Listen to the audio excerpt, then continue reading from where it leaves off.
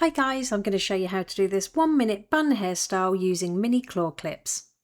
To start, pop the hair into a mid-height ponytail and we're going to divide this in half straight across.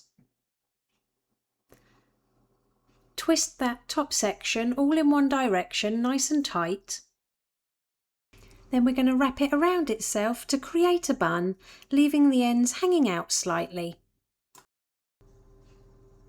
And I'm not going to use any bobby pins. I'm going to take a couple of mini claw clips and just secure them on either side of the bun.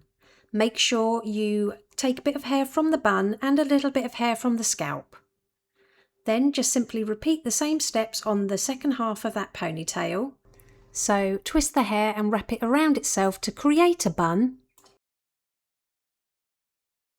And then secure on either side with a mini claw clip. And it really is that easy. Here's the finished look. If you liked it, please give it a thumbs up and don't forget to subscribe for more tutorials.